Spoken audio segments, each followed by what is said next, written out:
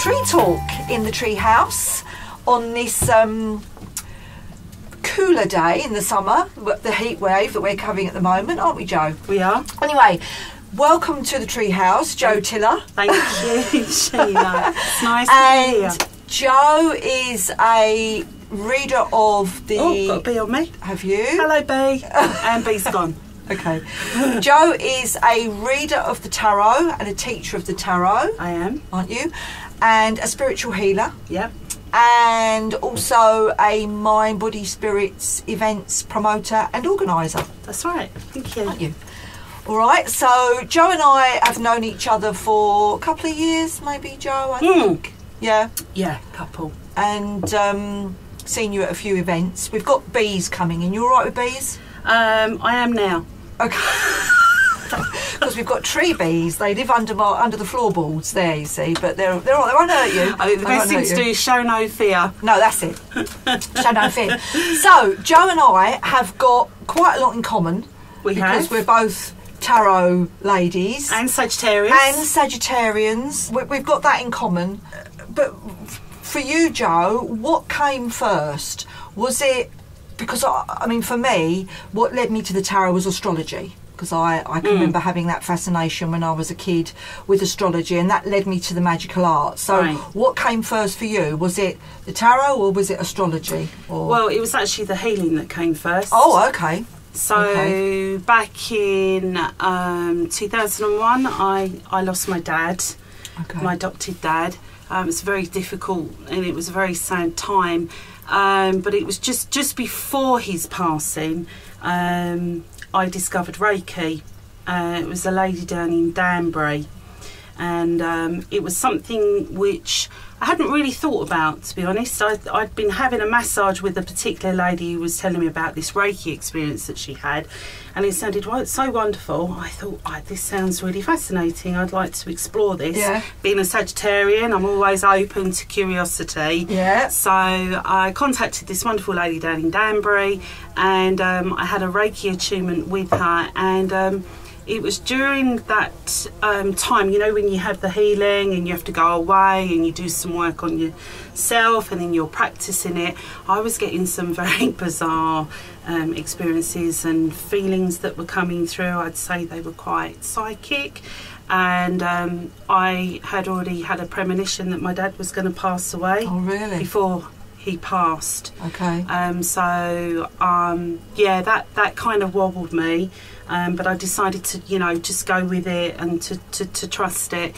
And then after he passed, I decided to continue with that healing energy, because it was really, I felt, the right thing to keep me on track and to keep me sane. Yeah. So, you know, I could have turned to booze, I could have turned to drugs, I could have chosen the wrong path. Pain relief. Yeah, absolutely. And you know, it was a really, really difficult, dark time for me. So I decided to stick with the Reiki, and I felt that really helped me to keep me balanced, keep me grounded, most importantly, to keep me sane. And it was also a very difficult time for my mum. So I felt, you know, a huge responsibility for me to support her. Yeah, to support her and to be with her and to sort of look after her, really. Yeah. And to just ensure that, you know, it was as if I had become the parent. You know, I was sort of looking after her. So yeah, I am so thankful for the Reiki that time in my life. And then you know, I was still working in corporate, so had a bit of a hedonistic lifestyle, shall we say, in the past. But no, it's all good. And then I got into doing the spiritual healing. Right. I did the NFSH course, which is the National Federation of Spiritual Healers, which is now known as the Healing Trust. And I did a year's diploma studying spiritual healing, and again I found that really a really good time in my life. Gave me a lot of grounding, and I was able to practice that on other people. And then, you know, life got in the way, and then I stopped. You know, why? Just, you know, things happen, don't they, Sheena? People coming into your life, and there was a huge time in my life in 2004 that my natural birth sister contacted me. Right. So, and then I discovered that I had other siblings. So that kind of threw me into like a different, onto a different track really, and onto a different path. So my mind wasn't really so much into like the healing then. Okay. It was like on a completely different journey of like self-discovery, of learning about my natural birth sisters. So I knew that I'd been adopted from a very early age, but I didn't, you know, realise that I'd had, you know, 3 sisters that came into my life. So that kind of put a halt on everything. Yeah. So I had to, you know, for me to process that and to deal with that. So, and I look back now and it's all a blessing, and it's, you know, made me the person I am today, really. So where did the tarot come in? So the tarot on your timeline. There was time for tarot. The Tiller timeline. Yeah, the tarot came in. I would say, it's just like trying to remember dates and times, but I would say it was around 2008. Okay. I was still in corporate, and I wanted to leave corporate because I worked in sales and marketing, and I'd always worked in telco, and I also worked for Big Sky B, and the environment that I was working in was always in a sales support role, but it was in a very, very fast-paced, ego-driven environment, and it was huge. It was hugely pressurising, and I always felt that I was sort of like having to support and hold up these like really successful sales guys who had like enormous targets.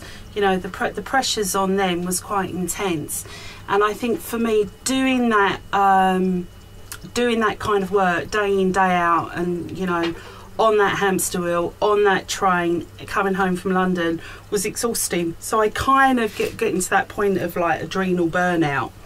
So the tarot saved me. Okay. It came in and it saved me. I found a teacher very quickly. It's like as if I'd kind of made a connection with the universe and said, I'm going to learn tarot. Put it out there, yeah. Put it out there, and it was like I got this like instant connection with a phone call from a friend out of the blue I hadn't spoken to for a while. Hey Joe, how are you? By the way, I've met this incredible woman who's teaching tarot. Bing, hello. Yeah. and I studied and I trained with a lady called Jackie Barnes in London, and I did a couple of years with her, and I really knuckled down with it as well. I really enjoyed it. I really enjoyed my weekly lesson. Hello, B. Hello, B. Hello, B. My weekly training, really. Okay. And then after a few years of learning the cards, the meanings, the symbology, there's just so much. It's a complex system. It's a really complex system, although it can be quite simplified as well, which is what I do when it comes to doing the training. But yeah, just sort of going back to the tarot, it found me, and I was asking people to come along and be my guinea pigs, and I was like, you know, I'm looking for volunteers, and I was just so lucky with the amount of volunteers that just wanted it. And obviously it boosted my confidence, and you know, I felt that I was of service to someone. I really felt that I was able to share this valuable knowledge with other people, and to see some really good changes in them as well, where they're taking it on board. So can I just ask, when did you give up the corporate life? I gave up the corporate life in 2010. Okay.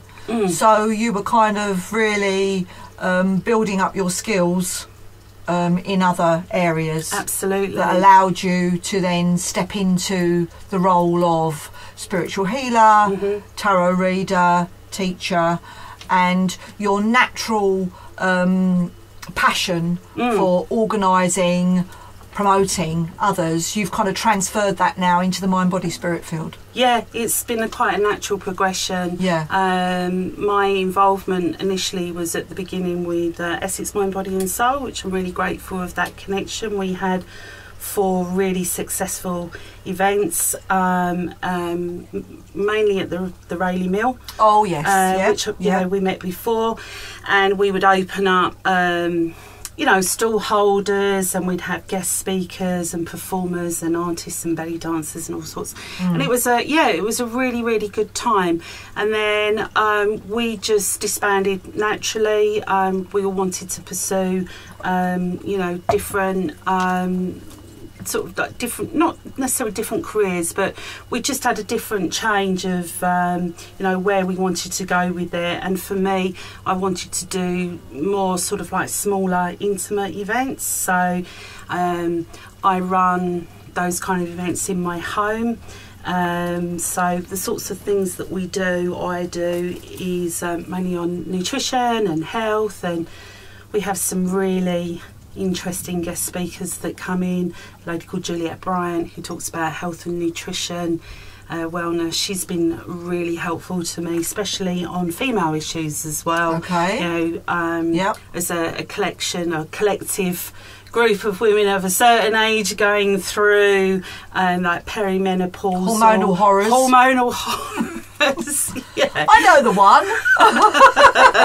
And I you know, that there's not really a lot of information out there. There's no one really out there that sort of like tells you as it is, because everybody's has a different experience. So for me, learning about this through nutrition, through herbs, you know, even taking up Kundalini yoga has been really helpful and beneficial for me. Okay. You know, I would never have imagined that, you know, chanting 2.5 hours along Econ cars was going to sort out my PMS, you know. Yeah, it seems but it does. It does. Yeah. And I really, you know, I'm laughing, but I just cannot express the magic that I'm, you know, the benefits that I'm getting from yoga. Yeah. So good. So this exploration into the mind, body, spirit field has been like an awakening for you, isn't it? Like a spiritual awakening. Absolutely. Yeah. And your Sagittarian spirit has kind of helped you out there, hasn't it, really? Don't you think? I'm really grateful to my Sagittarian side, because I need that joy and expansion and laughter in my life, which is why when I teach my tarot, it's always very playful. It's also very creative, but it's also, you know, there's a lot of information in there as well, and ancient wisdom, which I'm really respectful of. And I think that's something as a Sagittarian, you know, we're truth seekers. We like to unravel the truth. Absolutely. We're very fascinated with like mystic and wisdom, and I like to share that, but in a playful, in a fun way, you know. And I've also got stellium in Scorpio, so which is more you know, a different side to me as well, which people may not necessarily see. So that, you know, there's like two sides to me: that very outgoing, jovial, jolly person, but there's that really sensitive side as well. Now with the astrology, haven't you started doing, or you are planning to do, some workshops with a friend of yours? That's right. Carol Young? Yeah, a very good friend of mine, Carol, the astrologer. We met several years ago when I was putting tarot workshops together, and I sort of realised that there was a correlation between the astrology and with tarot, and I wanted to bring the astrological aspects into it as well. Not really having, you know, sort of having very limited knowledge of the subject at the time. I called Carolyn, and she's just been absolutely amazing. You know, the amount of knowledge that she has. Yeah, I had a birth chart done by Carol. Yeah. I think it was about 2 or 3 years ago on my birthday. And how did you find that? Really, really interesting. I mean, there was a lot of information. I think I was there for about 2 hours, but I've got a recording of it. Thank God, because I wouldn't have been able to retain all that information. There's so much, isn't there? But yeah, really, really good. Really enjoyed it. The astrology charts are a fantastic tool, the natal chart, which enables you to enhance all areas of your life, from your finances to how do you manage your finances, or how do you not manage your finances, and how you could be better, or why some people could be very lucrative in business and others are not, but they can be fantastic creatives and writers. And I found personally that the astrology has really helped me, and anything that helps me and enhances me and is all for my highest good, I'm all for sharing that with other people, which is why Carol and I decided to, we had a bit of a jam together, and we said, well, why don't we put some workshops on? This would be really good fun. So we do an introduction to astrology and tarot. We keep it really real. There's nothing complex about it. We keep it really simple, because we find if you simplify it, it makes it so much easier for people. Yeah. People get a handout, so they don't have to worry about scribbling loads of notes down and things like that. And astrology affects all of us. It's brilliant. It's a great way of understanding other people. So astrology being the whole kind of planets, the planetary system in the cosmos, of which one of those celestial bodies is the moon. Now I have to ask you, so how does are you kind of into the moon cycles and phases? Do you follow them? Do you work with the moon, or how does the moon affect you? Or are you more a sun lover? Or how does that? I'm a lover of both. I like to have the balance, the yin and the yang. Okay. My moon is in Leo. My moon sign is in Leo. So naturally, Sagittarius, to the accent prone. I was so clumsy. I was really lucky. I was just turning it around for the camera. There we go. We have a lovely teapot here. I tell you, I think that's quite an antique one. I'll give you £10 for that. Thank you very much. It's like bargain. There you go. I've got bargain hunt thrown in as well. My moon's in Leo, so I'm very much more about day rather than the dark. However, my ascendant is in Cancer, so there's more, and that is the moon energy. So I am affected by the moon.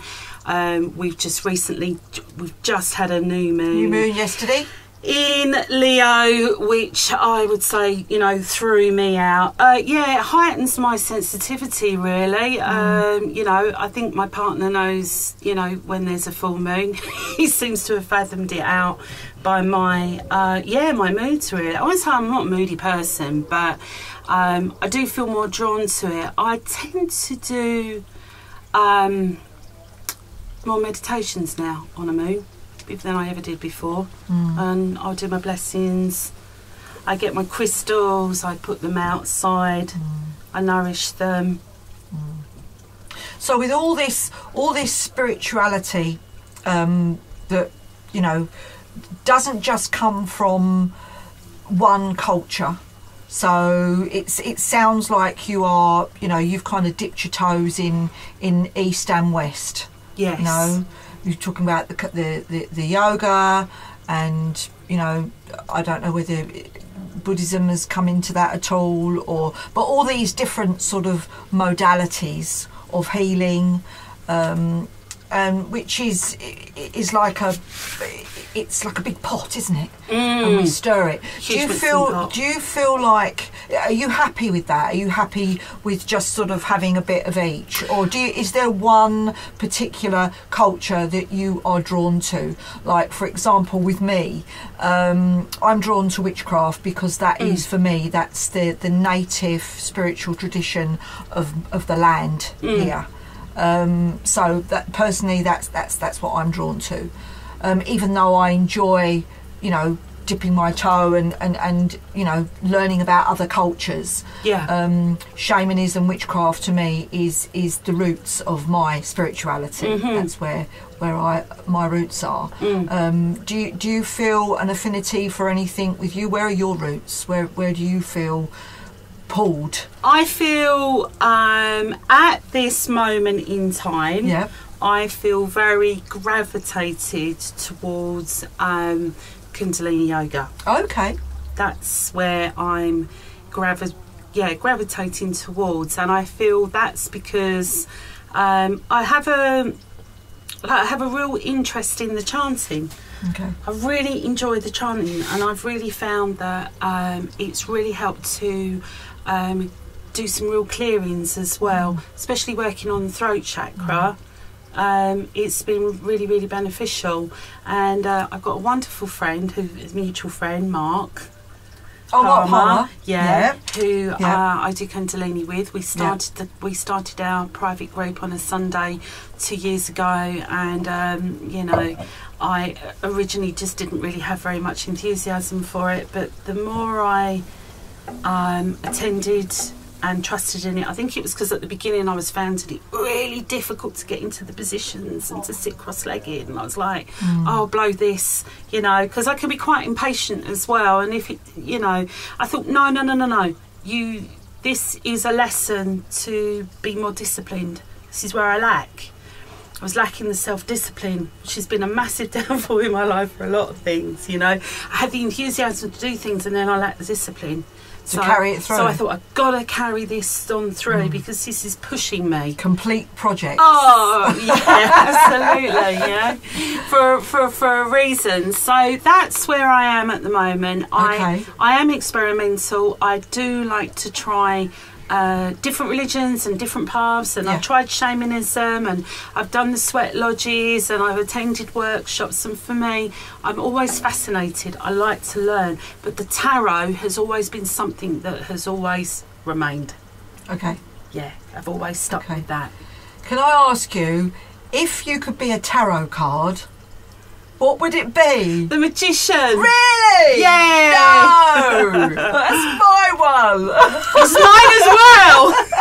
Bloody Sagittarius. Oh, I could talk about the Magician. Okay. I love the Magician. Not too long, all right, because I want to get a few more questions in. Right, so okay. Just a little bit about the Magician. Why is the Magician your favourite tarot card? Why do you feel akin to the Magician energy?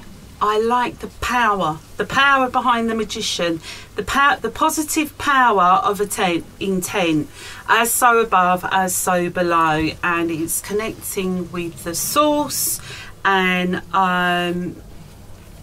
spreading that source as a healer. Getting to the point, it's about communication, positive communication, and using all the tools, the skill set, the tools of the trade are all laid out on the table in terms of the elements, the wands, the pentacles, the cups, and the swords. And that's what I like about it. It's also infinity, so anything is infinitely possible. And you've got the band on his brow, which is like linked to concentration, because that refocus you back in again and getting to the point of what it is that you need to do. So again, for me, it also involves discipline. Okay. As well. Now, can I just ask you, with that, what do you, because that was one of my questions, so I'm glad we've kind of segued into that.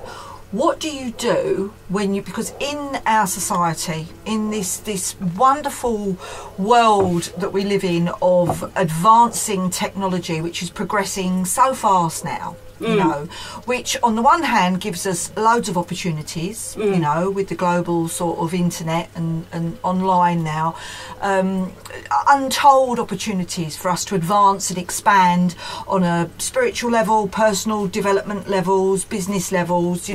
We've got this completely massive global network, which we're all hooked up to in one way or another. We are. So, but what do you do if, and there's all this kind of, our senses are bombarded the whole time, aren't they? What do you do to maintain your focus? Because sometimes we all are subject to overwhelm and overload. And what do you do to bring you back to centre? What do you do when you're becoming so distracted by all this? I switch the phone off Okay. I switch off social media, which is a massive distraction. Time bandit. Yeah, it is a massive time bandit. You know, you think you're only on it for 5 minutes and 3 hours have passed. It's like, where the hell did that go? I've again, this is about me having that discipline. Yeah. That, you know, I need to have that time to myself. I mean, being on the mobile phone is, you know, in itself a bit of a hormonal wrecker, and also, you know, interfering with the pineal gland. You know, you can feel really energy drained, or I feel that I am. I get too drained.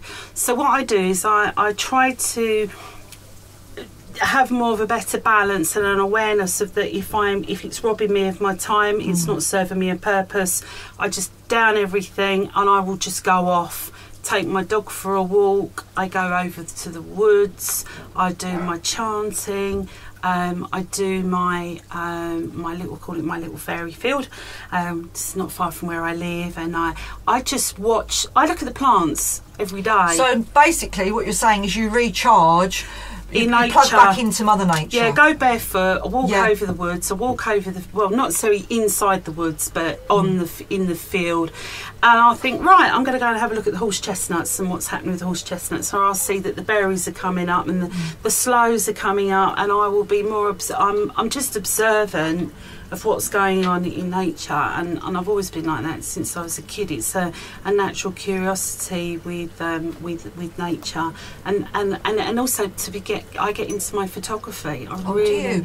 Yeah, I've got a page on Facebook. It's called Tilla Was Here Photography. Really? Tilla Was Here.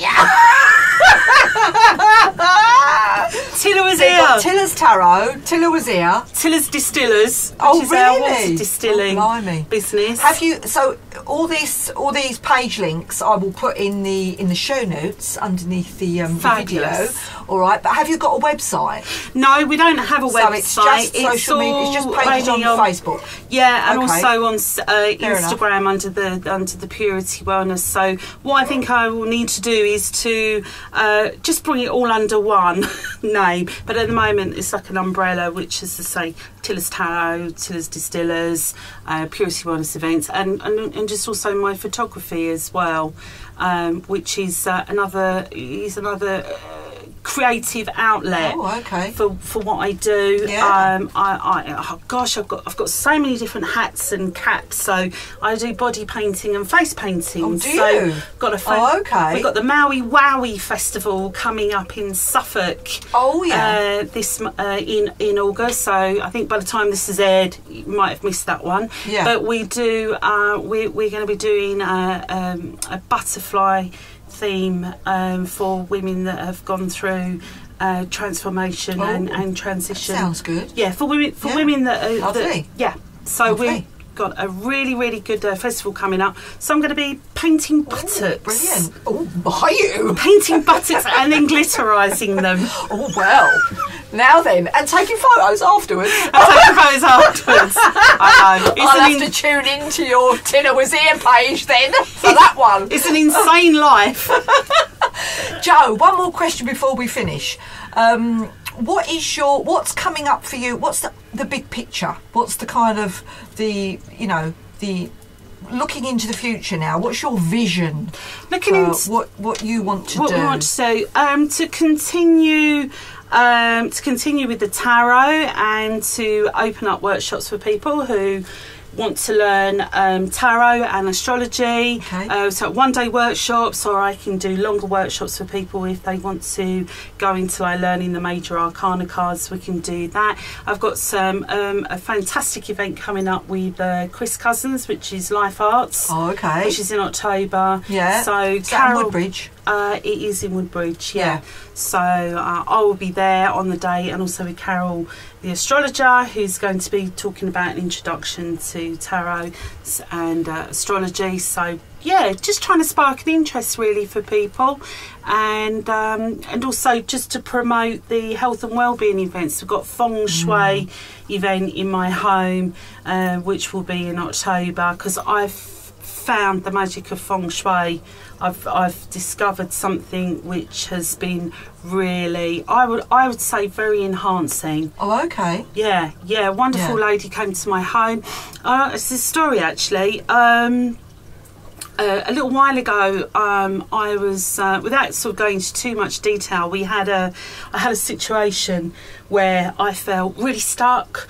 Things weren't moving forward, and I was just sort of having a bit of a difficult time trying to get anything off the ground, really. And I thought, no, there's an energy here that needs to be, moved on. And we need to cleanse my house, really. I'm not saying it was some sort of like entity or anything like that. It wasn't a dark energy, it was just a stagnant energy, a bit like the Hanged Man. Right. It was stuck. Yeah. Nothing was moving forward. So a lovely lady called Jackie Tyrrell came. I know Jackie, yeah. I've done a workshop with her. Brilliant lady, isn't really she? Good. Yeah. So she checked EMF activity, and she used dowsing rods, and she was checking for geopathic stress, and she said there's a lot of geopathic stress going on in your house. And I live very, very close to the Southend Arterial, so we're like picking up all that energy from Southend Arterial, where people, it's like that road in and out London to Southend, lots of traffic, and it's all on near the Rayleigh Weir. So there's a lot of water, and this geopathic stress is like getting stuck in the energy of the home. So she came in, and she came up with some fantastic tips, and she said, this is how we can enhance areas of your life in your home. Oh, we got beads going to land on your nose, like Winnie the Pooh.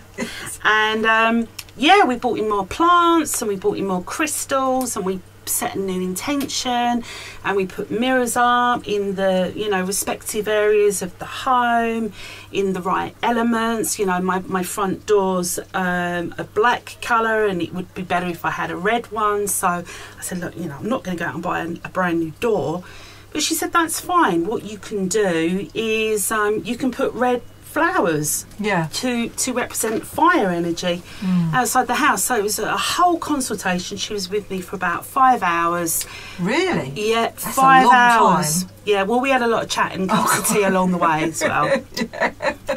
And within about 3 days, my lord, things started to shift. Yeah, an energy had just been lifted, and we started seeing some really beneficial results from it. So this is why I like the magician, because it's about working with the magic for your highest good. Yeah, good.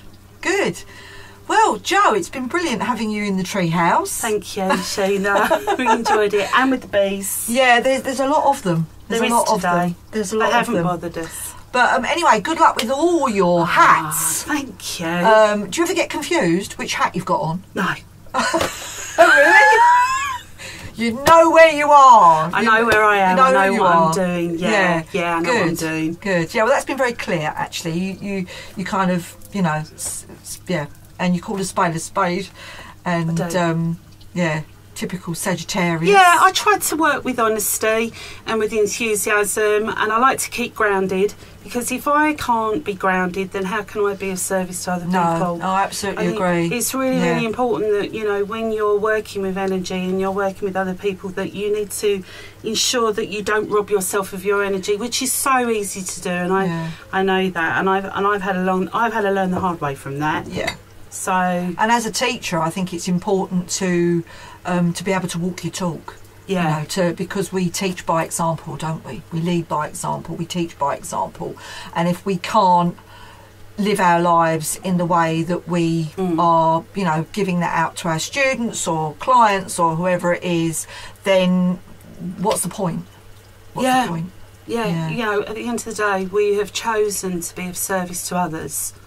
So in order to be of service of others, we have to honour ourselves as well. Absolutely. It's really important. And, if we are, like the lifeguards to other people, then we have to be able to save ourselves as well. So as, just that's just something that I've learned over the years, which is why it's essentially important to take time out for yourself and to have that balance. Personal self-care. And I've found that through creativity. That has been my absolute saviour, and probably my dark sense of humour. you know, in really dark times and adverse times in my life where I've had a lot of deaths. Yeah, I've been able to turn it. I have been able to turn it around. But when I go down the rabbit hole, I go deep, and I take a bit of time to process things, you know, and then I come back up again, and it's as if, you know, I feel so much better for it. Yeah. And of course, Sagittarians are the eternal optimists, aren't they? Always. Absolutely. Great people to be around. Yeah, I think so. My partner, Joe? Absolutely. my partner's Sagittarius. He always tell me as it is. He'll be really, really straight. Good. And we also have, you know, we're really lucky that we have similar interests as well. Good. I'll have to get him in the treehouse. You'll have to get him in the treehouse. He would love to talk to you about. Okay, good. We'll sort that out afterwards. Yeah, nice. All right. Anyway, thank you for coming, Joe. Thanks, Sheena. And do look Jo up, all right, on all her pages, all right, with all her hats. And I'm sure she'd like to hear from you. Go to her workshops. Go and have a reading. Go and have a healing. Come along. Get her to come and take some photos. Absolutely. Offer a buttock or two. I'm sure she'll I'll paint them. Thank you ever so much, everybody. TTFN. Thanks, Bye-bye. Joe. Bye.